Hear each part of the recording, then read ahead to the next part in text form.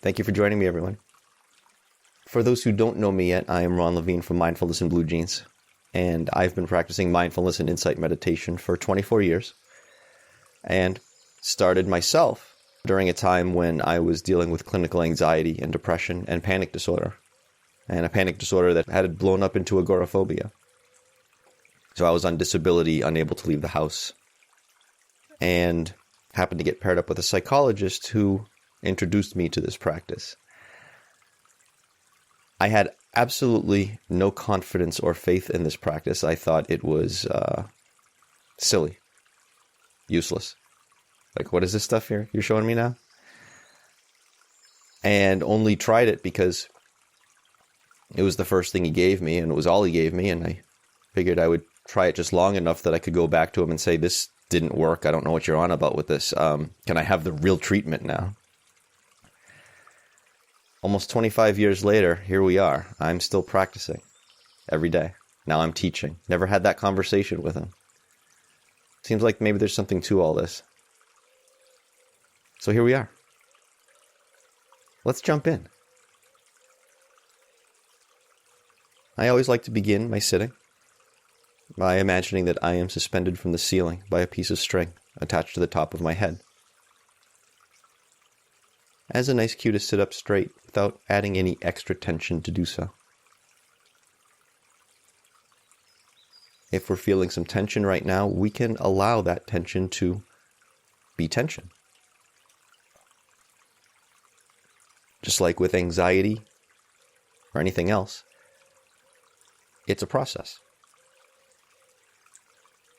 And I have found that it's not very helpful to try to stop a process from processing.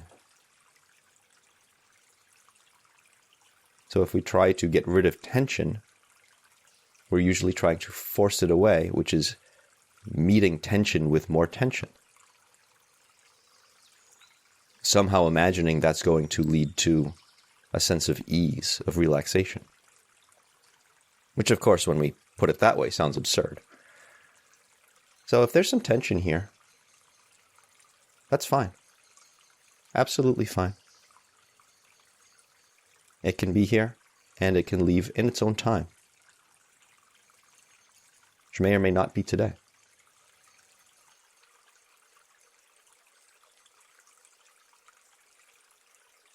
And I also like to notice what is in contact with the chair, the cushion, the floor. There's something supporting me, holding me up. And I can allow it to do so.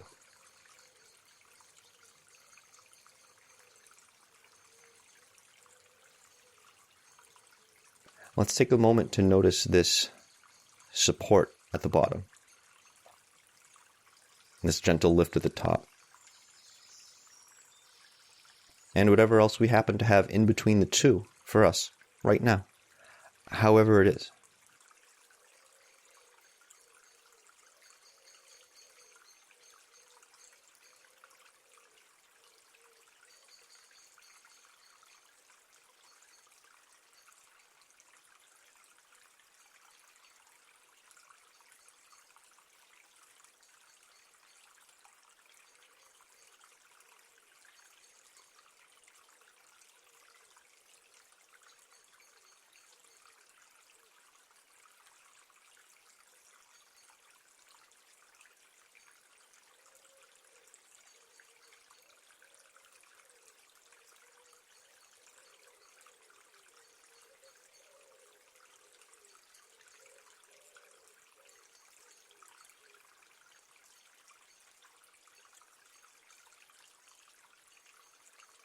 And if you haven't already, you may begin to bring your attention to your breathing.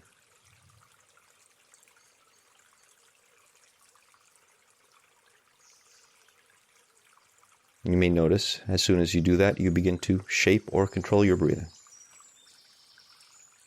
It's very hard not to. But we do not have to. Our bodies know how to breathe.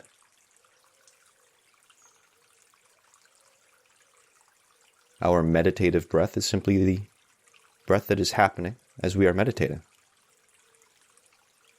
And our only job is to notice it, however it is.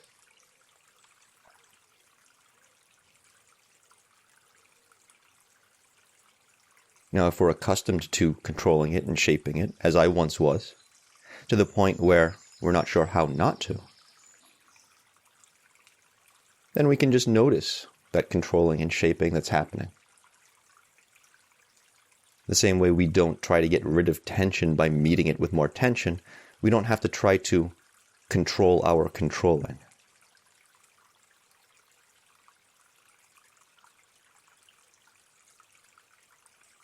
We simply notice the process of what's here.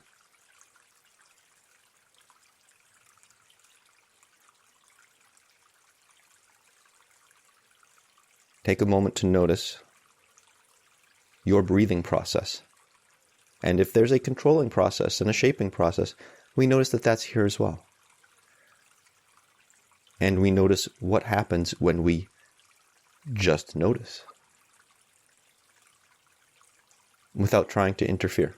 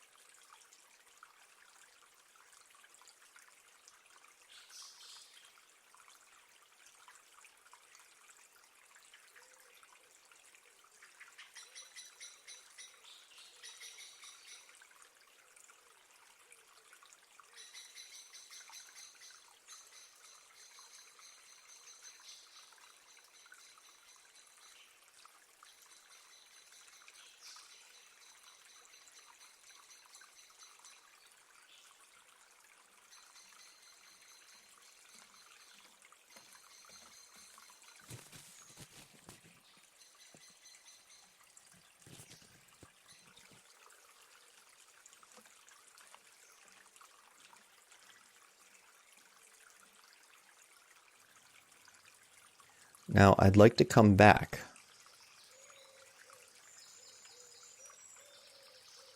to that felt sense of what is supporting us, what is beneath us.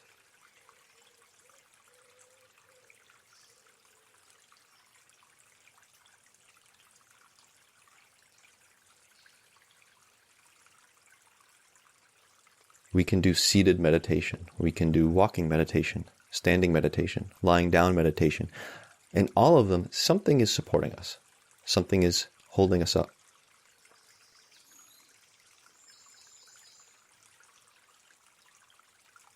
Now, I typically use a kneeling bench when I'm doing my seated meditation. And I notice an interesting quirk.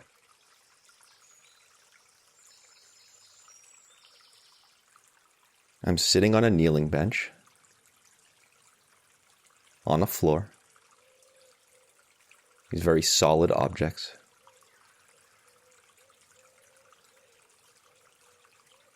That can certainly hold me up and can hold up far more weight than I have to offer. And yet, sometimes I notice I'm tensing up my legs.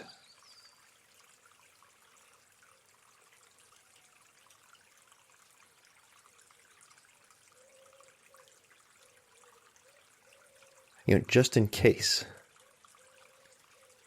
suddenly this floor, this bench, are suddenly incapable of supporting my weight.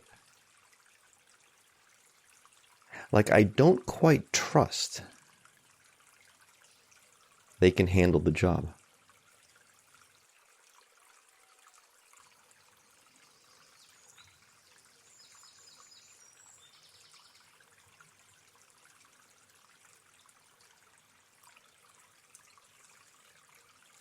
And I find that if I just bring attention to that clutching, that squeezing, that tension.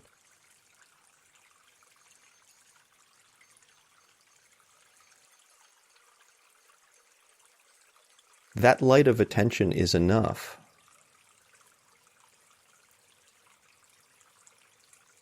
to allow it to process, to change, in time to loosen, to ease.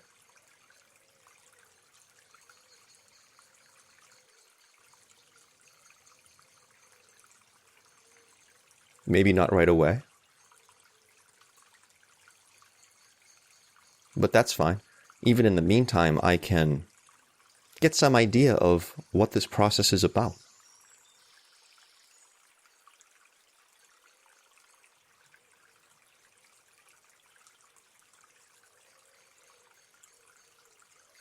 Why I'm engaging in it. Because obviously I have a role in it. Nobody else is tensing my legs for me.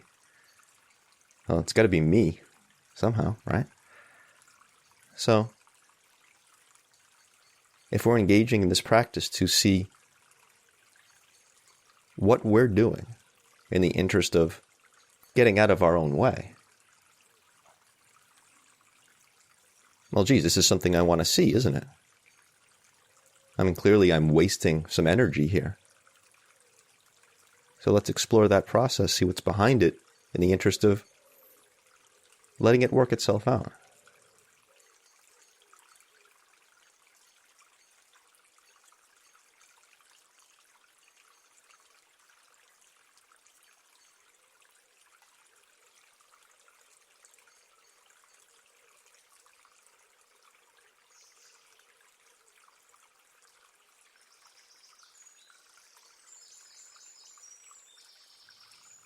So you might notice if you are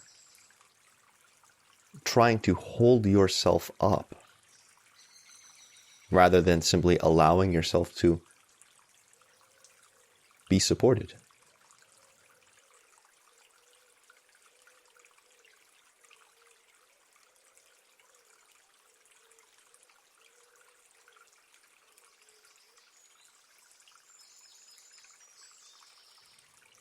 And something else I'll offer is using a mudra with this. Now, I rarely work with mudras, hand gestures, but this is one of the few that I will occasionally use myself.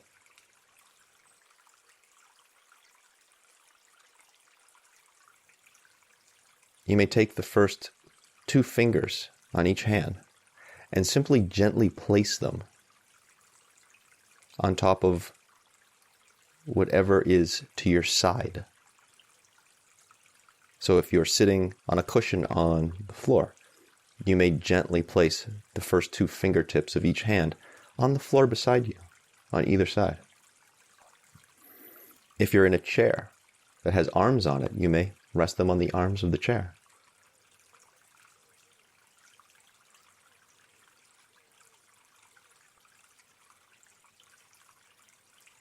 It's simply another contact point with something solid that is supporting us. And noticing that sensation.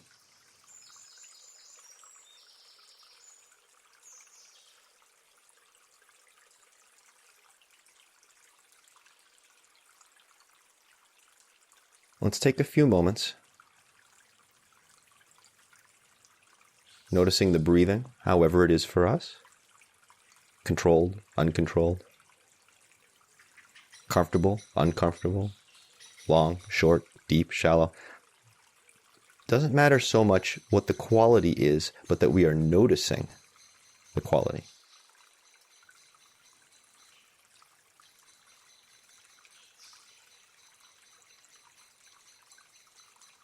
And perhaps using the mudra if you would like. Certainly no requirement. And again, noticing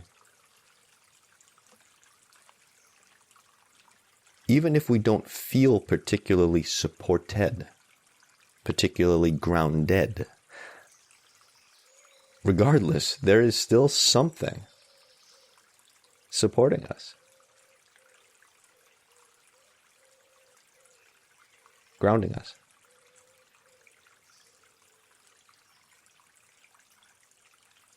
Let's take a moment with that.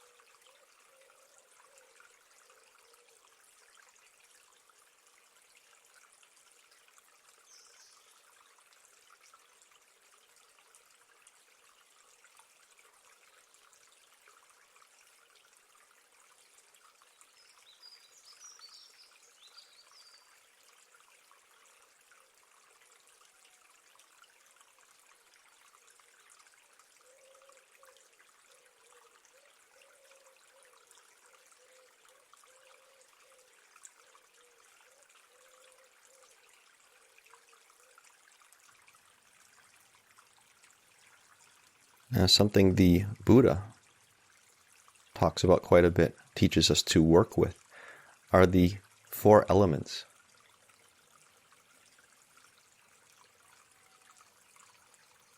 Earth, water, wind, fire.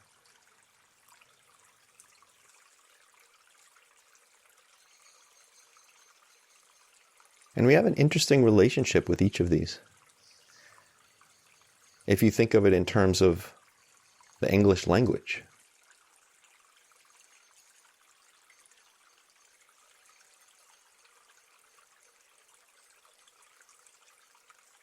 sometimes we'll talk about how our head swims.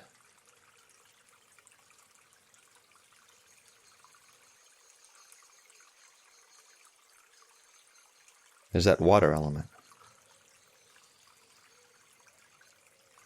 Sometimes we'll say we feel lightheaded.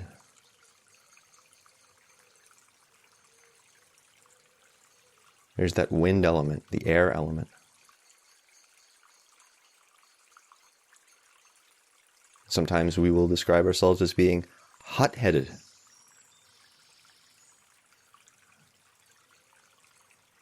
That fire element.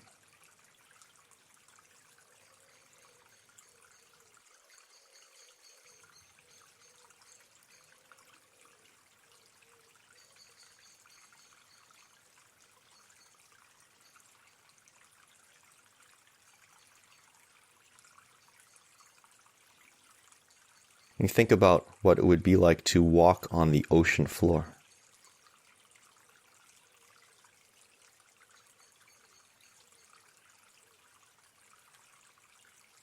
There's still a ground there, right?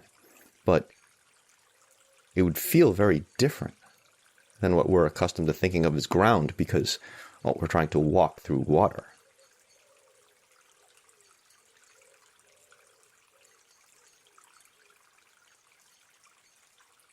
Imagine walking on the surface of the moon. Again, very different experience than walking on the ground here on Earth, isn't it? Because of the different atmosphere, that air element, that wind element. Walking on hot lava.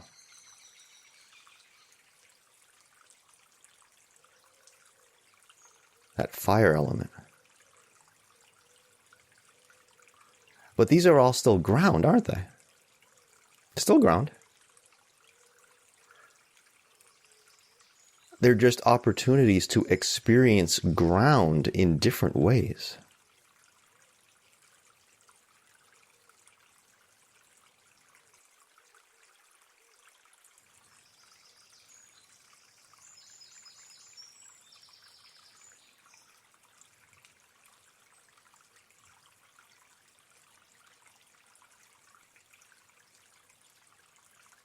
Like when we use a mudra.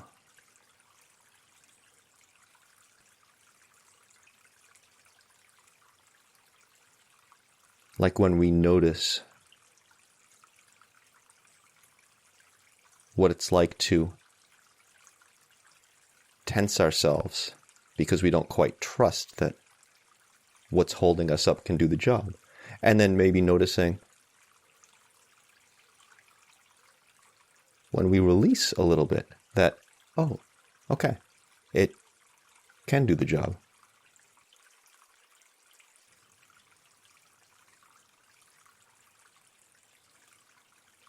Again, different ways of experiencing grounding.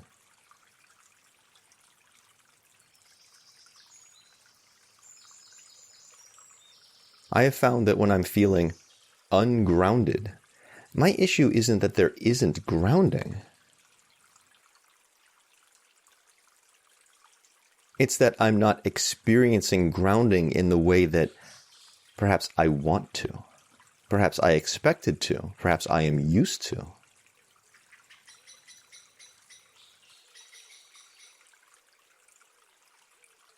But how did I get used to that kind of grounding that I'm now expecting, that I now want because it's familiar? Well, because I got familiar with it. Because I experienced it as it was for a while. And became comfortable with it, accustomed to it. Oh, this is what grounding should feel like. Well, why should it feel like that than these other kinds of grounding? What's wrong with the grounding of walking on the ocean floor, the surface of the moon, the hot lava? Why are those forms of grounding better or worse than what I think of as normal grounding, because it's the one that I got used to first? Right?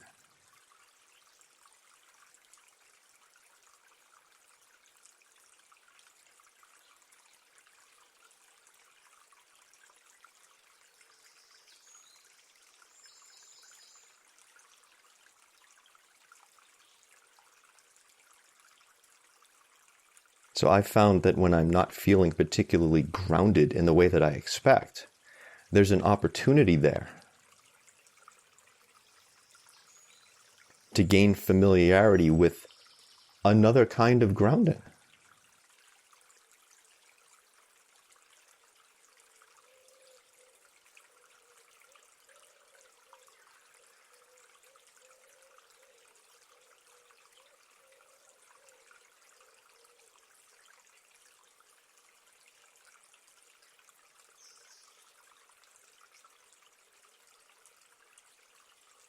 Let's take the last couple of minutes and notice your experience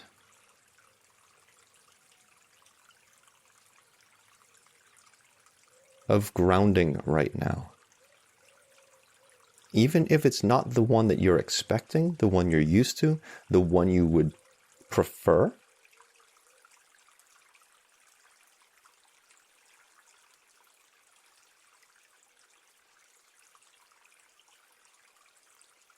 What's the experience of grounding that's here?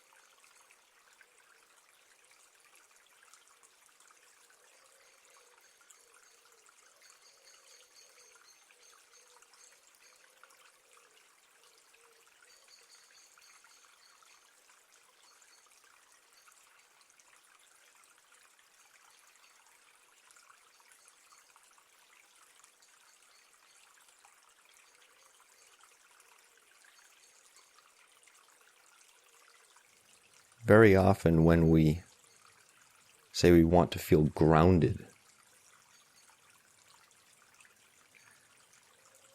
what we're really saying is we want to feel comfortable.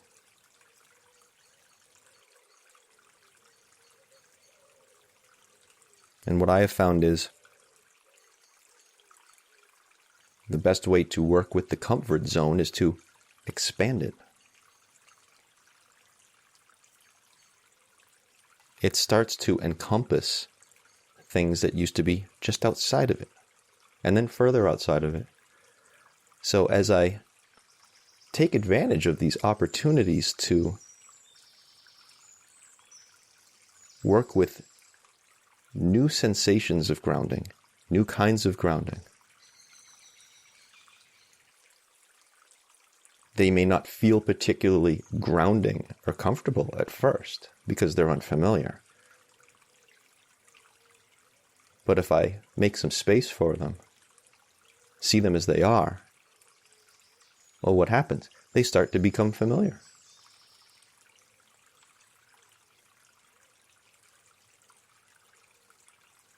They become a new kind of grounding that is available to me as something comfortable. The comfort zone expands. It's like, oh, okay, this is an acceptable, right? An acceptable kind of grounding now. I'm good with this. Okay. I've seen this. It works.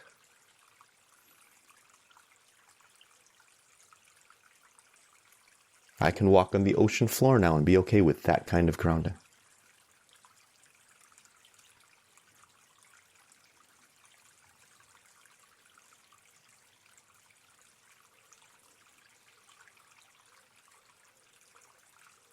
This is the process of opening to life as it is.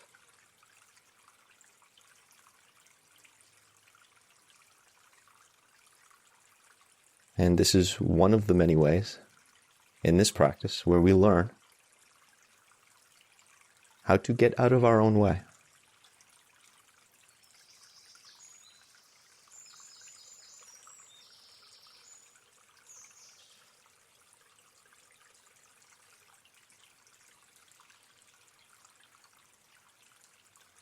And allow ourselves to be supported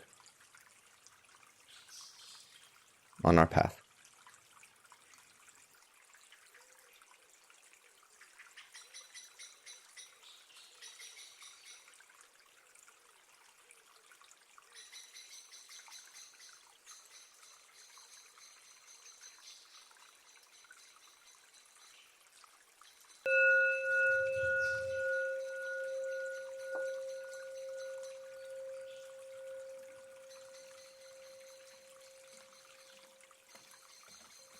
Thank you, everyone. I will hang on for a few minutes and we'll grab a look at the chat if anyone wants to share anything, ask any questions. The perspective on the comfort zone, that's the whole thing. That's how I ended up agoraphobic and housebound because of panic disorder, was I was trying to never feel discomfort. And my comfort zone as a result got smaller and smaller and smaller till I couldn't leave the house. And I found out the hard way that comfort is really just that thing that we feel after we've experienced discomfort. It's all relative. There is no comfort without discomfort. If we're comfortable for too long, that will start to become uncomfortable. So learning to skillfully approach discomfort, ironically, is the most effective way I've found to experience comfort. And it's in a sustainable way because we are expanding the comfort zone. I found that the comfort zone, it's always either shrinking or it's expanding. It's not static. It's a process like anything else. So it's shrinking or it's expanding. So it's been indispensable in my practice to make sure I'm working on expanding my comfort zone.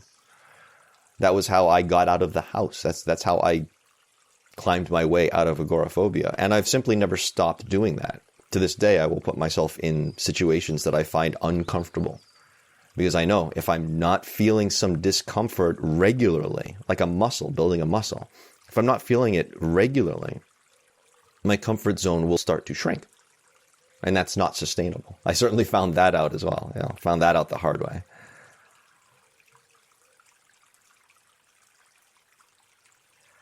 Yeah, Farn, as you mentioned before about not being able to close your eyes, and that's fine. That's not necessary in this practice.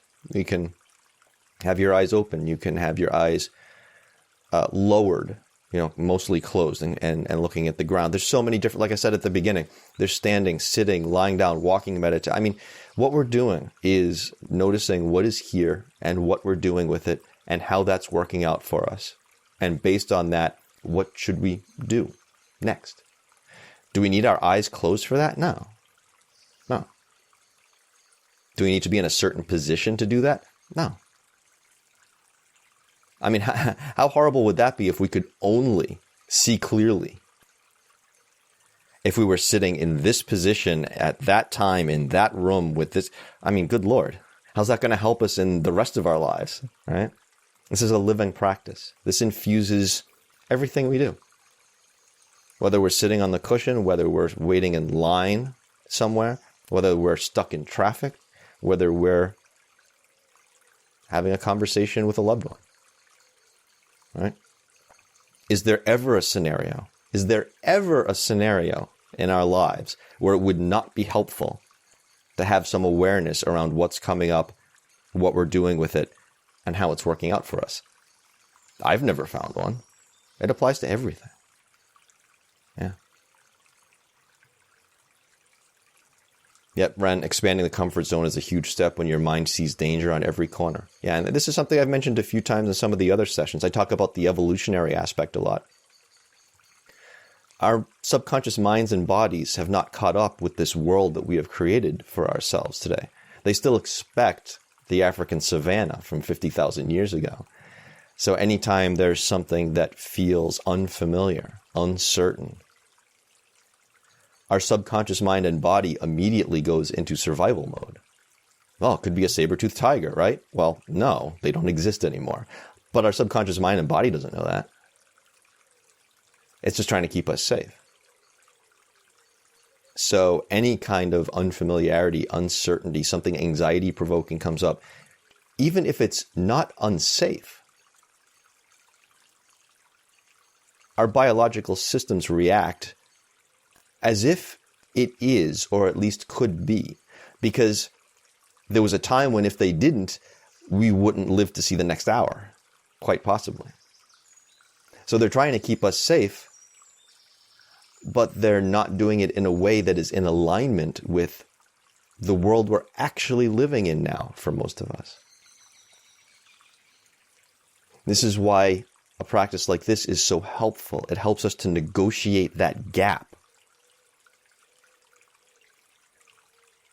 between the environment that our subconscious minds and bodies are expecting and the ones that we actually live in. So we're not reacting to things, responding to things in a way that is literally dysfunctional. We need that clear seeing so that we don't fall for the illusions that we are subconsciously seeing, if you will. Was that the first practice, question from Ren, that got me out of the house? No. I'll very briefly mention about what was technically my second practice. My first practice was actually the one that the psychologist who got me started on this, he led me through a practice. And I got absolutely nothing out of it. I was like, what the hell is this? Like, what are we doing here? I found no value in my first sitting and really thought the whole thing was pointless and he was wasting my time. And as I mentioned at the beginning, I kept up with it only because it was all he gave me. I was sitting at home panicking all day anyway. What else was I doing? And I figured, all right, I'm going to do this long enough just so I can go back to him and honestly say, this doesn't work. Let's move on to the real treatment, okay? What happened was, in my first solo sitting the next day, I remember sitting down. I still remember that first sit. I remember it was 17 minutes. I looked at the clock when I started. I looked when I finished. Felt like 10 times longer.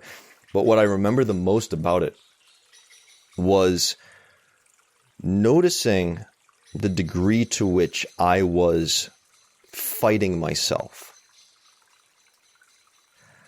Because there was the part of me that I considered the panic part. And then there was the part of me that was trying to squelch the panic. Which, it's what I'd been doing for 8 years up until that point. And using denial and distraction. And eventually it just, it was so exhausting that the bottom fell out. And when I sat and just watched, for the first time, I clearly saw this battle, this civil war that was happening inside of me between what I considered this part of me, which was the panic, which was the unacceptable part, and then the other part of me that I identified with as really being me, that was trying to eradicate that other part of me that was unacceptable.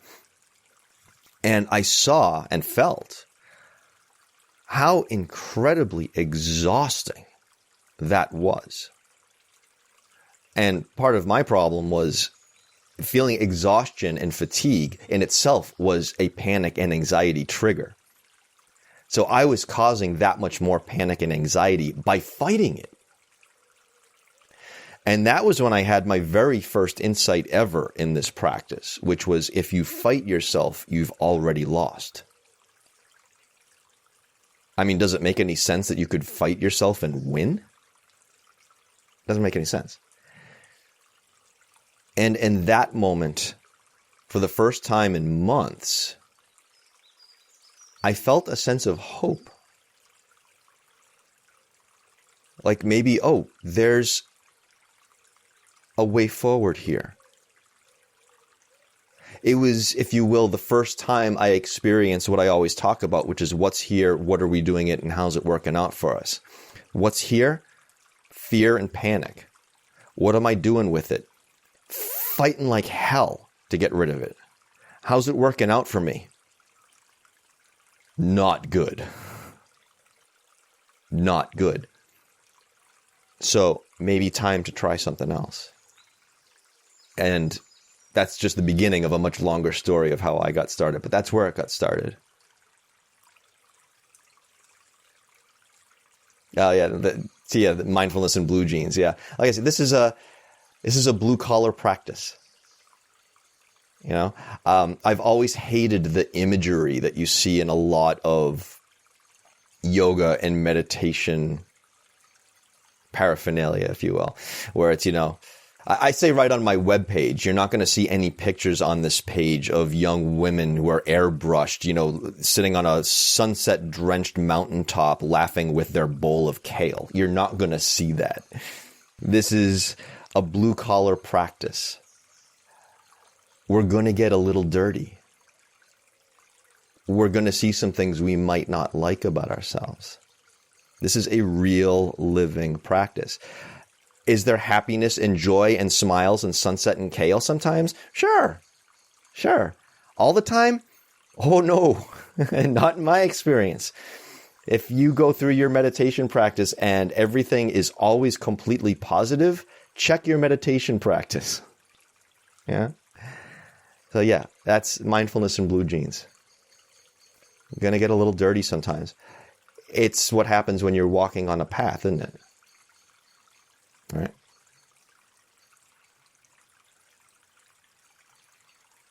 Oh, repeat the questions again. Sure. You'll hear me say this constantly. It's my refrain. And it's not from me. I mean, these teachings come from Theravada Buddhism. These are from the historical Buddha. And all the Buddha taught was, how do we alleviate our own suffering? Not pain. We don't have a choice about pain. But suffering is what arises when we don't deal with pain, with discomfort, skillfully. Just how I ended up housebound, because I was not dealing with the discomfort of panic skillfully.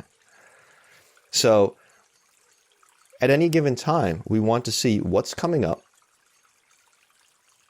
what we're doing with what's coming up,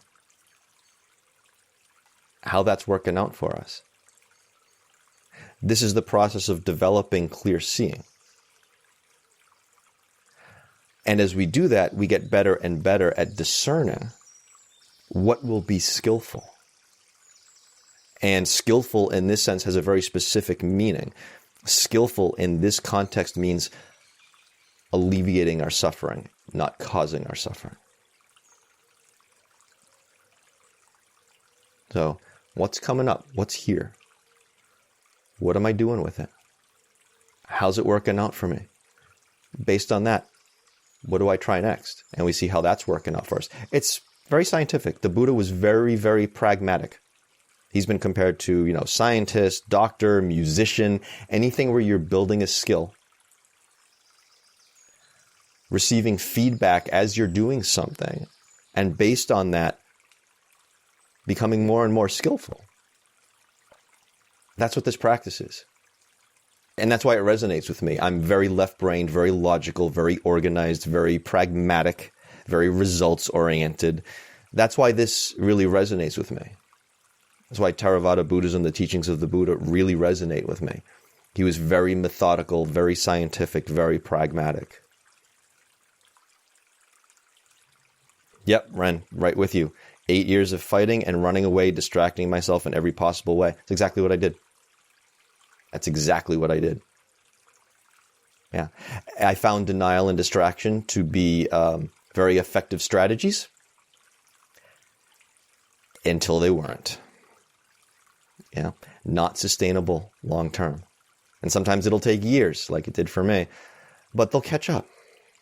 They'll catch up. We need to find ways that are sustainable and skillful to work with our discomfort, our pain, our fear, such that we do not cause ourselves suffering on top of them. So I'm going to go ahead and wrap it up there. This has been fantastic. I love seeing all of the activity in the chat, not even just with me, but like I say, to see folks helping each other out, having some conversation going on among the group. And it was Ram Dass who said we're all just walking each other home. We're here to help each other out. Everybody in here right now, we have dozens of people in here right now. Every single person in here right now knows something that nobody else in this group does. Every single person in here can teach me something right now. Every single person can teach every other single person in here something right now. We all have something to offer each other. So I love seeing the interaction. This is fantastic. And I'm honored to be able to offer a space where this can happen. And thankful to Insight Timer for offering a space where I can offer the space to make that happen. I hope everyone has a great rest of the day. And I hope to see you all again real soon. Thanks so much, everyone. Cheers.